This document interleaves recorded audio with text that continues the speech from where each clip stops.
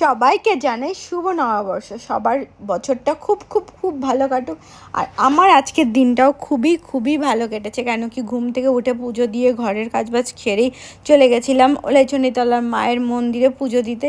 ইচ্ছা ছিল শিবনগর যাওয়ার, কিন্তু যেতে পারিনি, কেন কি সাথে কেউ ছিল না। বড় যেতে পারবে না, ওরও কাজ ছিল। তো সেখানে আমি আর মেয়ে মিলে চলে গেছিলাম একটু পুজো দেওয়ার জন্য। অঞ্জলি দেইনি, কেন কি আজকে যেহেতু পয়লা বৈশাখ, মানে নিরামিষ খেতে পারবো না, তো এখানে একটু পুজো দিয়ে তারপর আমি আর দেখো আমি একটু আগরবাতি মোমবাতি দেখাচ্ছিলাম, আর সৃজিতাও দেখাচ্ছিল। সৃজিতা ফার্স্ট টাইম দেখালো। আসলে আমার মেয়েটা এখন, সেই ছোট্ট মেয়েটা এখন আস্তে আস্তে বড় হয়ে যাচ্ছে। আমি মানে উপলব্ধি করতে পারছি যে আমার ছোট্ট মেয়েটা বড় হয়ে যাচ্ছে। তো সৃজিতা একটা নতুন ড্রেস পরেছিল, সেজেছিল। দেখো সবাই কমেন্ট করে জানাবে সৃজিতাকে কেমন লাগছে। আর এখানে পুজো হয়ে গেছিলো। তারপর দেখো মাকে আমরা দর্শন করে, মাকে ভক্তি করে নমস্কার করে চলে এসেছিলাম বাড়িতে।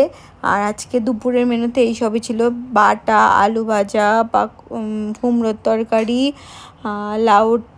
লাউ ঘন্ট, শাক ভাজা, পটলের দোরমা, এইসব। আর সৃজিতা বলছিল দারুণ হয়েছে, দারুণ।